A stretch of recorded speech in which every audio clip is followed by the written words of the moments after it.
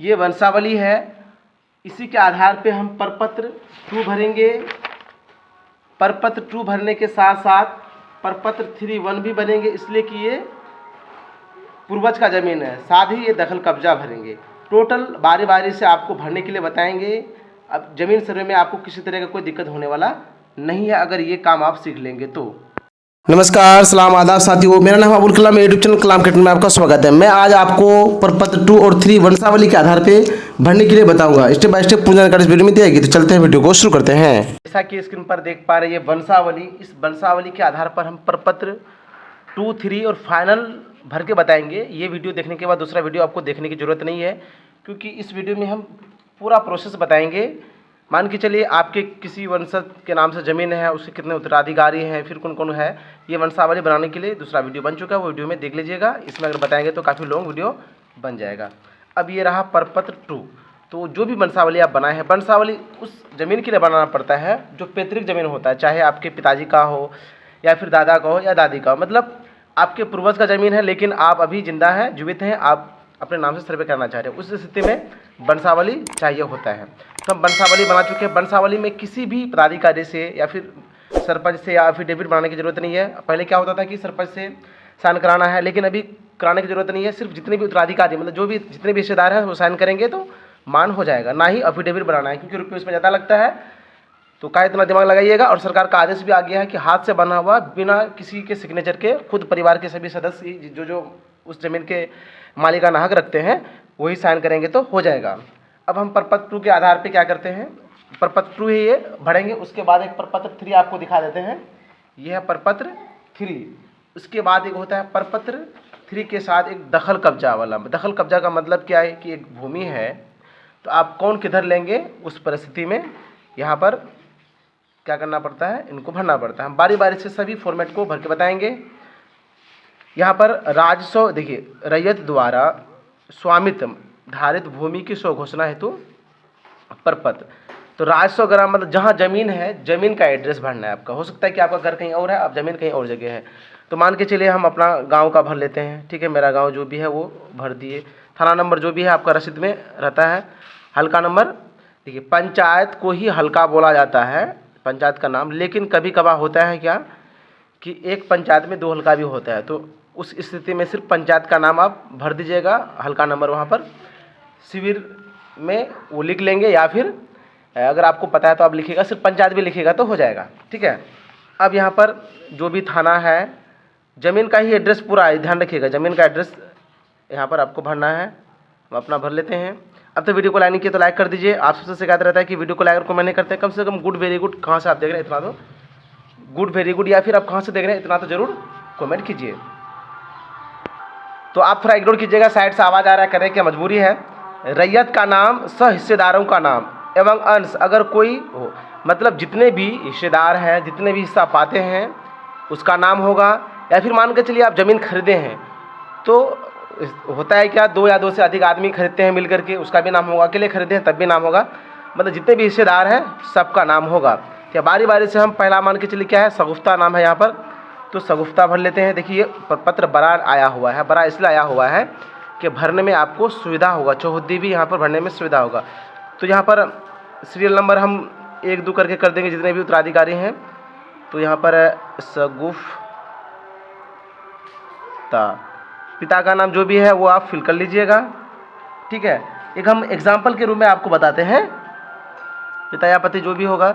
अब अस्थायी पता तो उसका घर का पता जहाँ पर वो निवास करते हैं, ठीक है, ये अपना उनका पता हो जाएगा।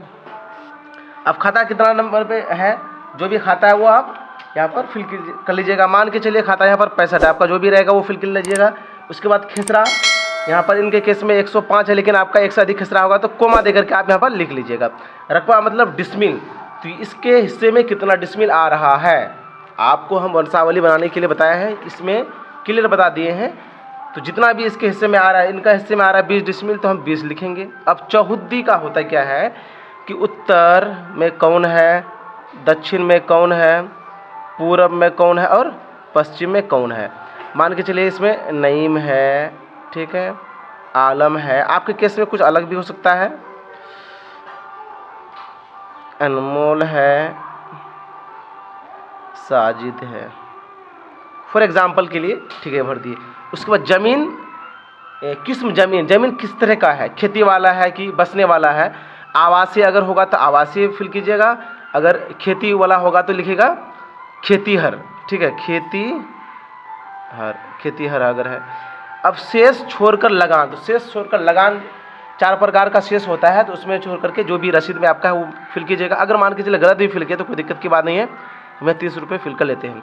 अगर ज़मीन का मोटेशन हुआ है तो यहाँ पर उसका ऑनलाइन आप जमाबंदी संख्या देखेंगे, जितना भी जमाबंदी संख्या है वो फिल करना है। अगर मोटेशन नहीं हुआ है तो जमाबंदी खाली ही रखिएगा। यहाँ पर बिना मोटेशन का भी आपका सर्वे होगा, ये सबसे बड़ी बात है, क्योंकि लोग परेशान है, सर्वे नहीं हो रहा है, मतलब मोटेशन नहीं हो पा रहा है तो दिक्कत हो रहा था, लेकिन अब बिना मोटेशन का भी आप सर्वे होगा। अब ये ज़मीन पे जो आप दावा कर रहे हैं किस तरह का आप क्रय किए हैं कि खरीदे हैं या बंदोबस्ती या दान है। अगर दान से मिला है तो दान लिखिएगा, क्रय किए हैं तो क्रय लिखिएगा। जैसे कि ये उत्तराधिकारी के आधार पे ये प्राप्त कर रहे हैं, तो क्या किससे प्राप्त कर रहे हैं, हो सकता है कि ये ज़मीन दादा के नाम से हो। इनके केस में इसके पिता का नाम से, तो पिता से प्राप्त, पिता से प्राप्त ये लिखिएगा, या फिर डायरेक्ट आप लिख सकते हैं उत्तराधिकारी, मतलब उत्तराधिकारी के आधार पर आप क्या कह पा रहे हैं सब। फिर यहाँ पे अभियुक्ति में कुछ अगर है तो लिखेंगे, उस तरह बारी बारी से फिर दूसरा का नाम लिखेंगे, इस तरह करके प्रपत्र पूरा भरेंगे, ठीक है। एक हम भर के बता दिए। उसके बाद यहाँ पर क्या करना है, जितने भी रैयत हैं, जितने भी हिस्सेदार हैं यहाँ पर, सबका बारी बारी से साइन होगा, डेट आप छोड़ दीजिएगा, कोई दिक्कत की बात नहीं है, स्थान वहाँ पर अपना गाँव का नाम लिख दीजिएगा। अब एक होता है प्रपत्र 3-1, ये है प्रपत्र 3-1। ये प्रपत्र 3-1 इसलिए भरा जाता है कि वंशावली के आधार पे आप ज़मीन पाए, वंशज का पाए। अगर मान के चलिए ये सगुफ्ता है, ये ज़मीन खरीदी थी, केवाला है या रसीद कटा है, तो यहाँ पर इतना ही फॉर्म भर देंगे घोषणा, और अपना केवाला है तो केवाला, खतियान है तो खतियान लगा देंगे, काम हो जाएगा। ये भरने की ज़रूरत नहीं है प्रपत्र 3, लेकिन ये वंशज का ज़मीन है इसलिए यहाँ भरना है। अब यहाँ क्या लिखा हुआ है, सेवा में शिविर प्रभारी, अंचल का नाम, जिला का नाम। उसके बाद यहाँ पर आपका यहाँ पे क्या लिखा हुआ है, महा से, सबसे पहले यहाँ देख लीजिए, स्वयं की वंशावली समर्पित करने के संबंध में, महा से उपरोक्त विषय के संबंध में सूचित करते हुए कहना है कि मैं ओब्लिग हम लोग, मतलब सभी जितने भी उत्तराधिकारी हैं सब क्या कर रहे हैं, घोषणा कर रहे हैं। तो यहाँ पर जो है बारी बारी से हम जिस तरह वंशावली बनाए थे, फर्स्ट में जिसका नाम था यहाँ पर, उसके बाद ये तो डेट कर गया, उसके वजह से बारी बारी से हम नाम सबका फिल किया। जैसे कि सगुफ्ता है, उसके पति या पिता का नाम जो भी है वो फिल कर लिए हैं। उसके बाद दूसरा वाला जो वंशज है उसका फिल किए हैं बारी बारी से। अब बोलेंगे सर यहाँ तो 3 ही कॉलम है, लेकिन हमें उत्तराधिकारी 3 से अधिक है, तो क्या करेंगे, 3 का ही नाम फिल करेंगे, उसके बाद इत्यादि लिख देंगे। अब रही बात के साथ में जो ये वंशावली रहेगा तो वहाँ पर वो देख ही लिया जाएगा, ठीक। उसके बाद यहाँ पर निवास जो भी एड्रेस है, घर का एड्रेस, वो फिल कर लीजिएगा। उसके बाद यहाँ पर आता है कि देखिए ये बहुत अहम चीज़ है, ने भूमि जिसका विवरण आवेदन के साथ संलग्न प्रपत्र 2 में अंकित है, मतलब प्रपत्र 2 में, मतलब पंजी 2 में जिसके नाम से सीधा समझिए कि रसीद कटता है, तो उसका नाम क्या है, उसके पिता का नाम क्या है, उसका एड्रेस, घर का एड्रेस, ठीक है। फिर राजस्व ग्राम, मतलब जहाँ ज़मीन है उसका एड्रेस, फिर अंचल, जमाबंदी संख्या, मतलब कितने नंबर जमाबंदी में क्या है उसका नाम दर्ज है। अगर मोटेशन नहीं हुआ है तो इस स्थिति में ये खाली रखिएगा। उसके बाद यहाँ पर जमीन जो यहाँ दावा है किस आधार पे है, खतियान वाला ज़मीन है कि केवाला, अगर केवाला है तो केवाला लिखिएगा, खतियान में तो ऑलरेडी लिखा हुआ है, हम टिक लगा दिए हैं। खाता नंबर ज़मीन का जो भी है वो फिल कर लीजिएगा, खेसरा नंबर जो भी है फिल कीजिएगा, रकबा, ये टोटल ज़मीन का रकबा हो जाएगा, ठीक है, यहाँ पर फिल कर दिए। उसके बाद लगान, यहाँ पे हम 20 रुपये दिए थे तो यहाँ पे 20 लिख दिए हैं। अब जो हिस्सेदारी ये पा रहे हैं तो किसके, उत्तराधिकारी के आधार पर, उत्तराधिकारी में टिक लगाएंगे। उसके बाद यहाँ पर क्या लिखा हुआ है, मैं ओब्लिग हम लोग, मैं मतलब सभी एक तरह का शपथ ले रहे हैं कि मैं वंशावली, साथ में आपका यहाँ पे स्पष्ट पढ़ भी देते हैं आपको, मैं हम लोगों ने निम्न वंशावली, मतलब जो वंशावली आपने बनाया है, या जिसको वंश वृक्ष भी कहा जाता है, पंचनामा बंटवारा भी कहा जाता है, जगह जगह पर डिपेंड करता है, उत्तराधिकारी के आधार पर हित अर्जित किया हूँ, वंशावली वंश वृक्ष मूल खतियान पंजी 2 के अनुसार बनाया, मतलब जो ज़मीन है उसी के आधार पे, मतलब पंजी 2 में जो है उसी के आधार पे हम लोग क्या बनाए हैं, वंशावली बनाए हैं। उसके बाद जितने भी उत्तराधिकारी है बारी बारी से सब कोई साइन कर देंगे। उसके बाद और एक प्रपत्र आता है, यहाँ पर आप देख लीजिए, ये है दखल कब्जा वाला, मतलब मान के चलिए एक भूमि है आपका, भूमि जो है डिफरेंट टाइप का रहता है, कभी मान के चलिए कि इस तरह का भूमि है, ठीक है, ये प्लॉट है, लेकिन कौन किधर लेंगे उस हिसाब से आपस में सहमति करके अब यहाँ पर आपको लिखना है। तो पहला वाला जो भी वंशावली में रैयत था उनका नाम फिल कर लेंगे यहाँ पर, ठीक है। तो मान के चलिए सगुफ्ता का ही हम भरे थे, तो सगुफ्ता का भर के बता देते हैं। उसके पिता का नाम जो भी है या पति का वो फिल कर लीजिएगा, अस्थायी पता उसका घर का पता जो भी है वो फिल कर लीजिएगा। उसके बाद खाता हम 65 दिए हैं, खेसरा 105 है मेरा। रकबा कितना 20 डिसमिल पा रहा है चौहद्दी में। चौहद्दी का ये कॉलम कम है, लेकिन बड़ा वाला जो जिस तरह इसमें कॉलम है चौहद्दी का, उस तरह का प्रपत्र आप ले लीजिएगा, आपको यहाँ भर लेना है। उसके बाद साथ में क्या लगाइएगा, देखिए प्रपत्र 3 भरने का मतलब आपके अपने वंशज का ज़मीन आप अपने नाम करवाना चाह रहे हैं, सर्वे करवाना चाह रहे हैं, ठीक है। तो इस स्थिति में केवाला है तो केवाला, खतियान है तो खतियान, अगर रसीद भी कटता है तो रसीद भी लगा दीजिएगा।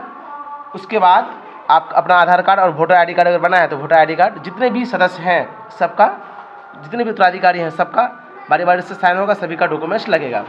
अब करना क्या है, देखिए फिर दोबारा हम बता दें कि यहाँ पर क्या होता है। सबसे पहले डॉक्यूमेंट्स के आधार, अगर खरीदा हुआ ज़मीन है तो ये वंशावली बनाने की ज़रूरत नहीं है, सिर्फ प्रपत्र 2 भरना है। और इसके साथ में केवाला है तो केवाला, खतियान है तो खतियान, मतलब एक जिसके नाम से जमाबंदी 2 है, अगर वो जीवित है तो वंशावली बनाने की ज़रूरत नहीं है, सीधा समझिए, ठीक है। चाहे खरीदा हुआ हो या फिर पहले का पूर्वज का ज़मीन हो, अगर वो डेट कर गए हैं, उसके आश्रित हैं, तो फिर उस स्थिति में वंशावली बनाना पड़ता है।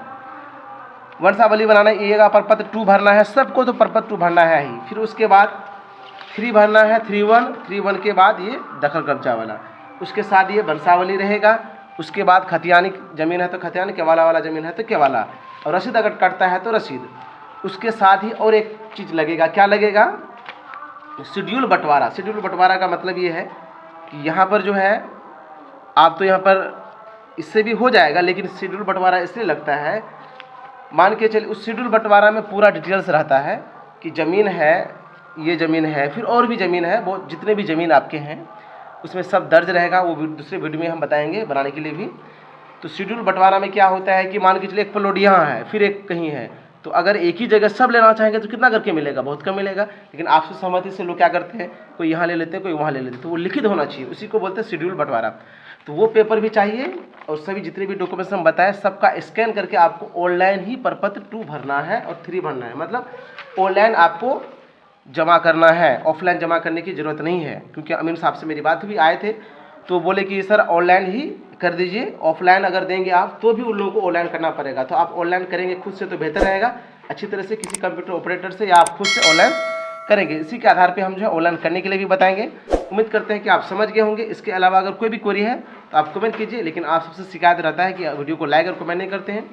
कम से कम गुड या वेरी गुड इतना तो जरूर लिखिए, या फिर आप कहाँ से देख रहे हैं ये जरूर लिखिए। वीडियो के डिस्क्रिप्शन में व्हाट्सअप ग्रुप का लिंक दिया गया, उस ग्रुप से भी जुड़ जाए ताकि आपको लेटेस्ट इन्फॉर्मेशन हमेशा मिलता रहे। वीडियो को देखने के लिए तहे दिल से शुक्रिया।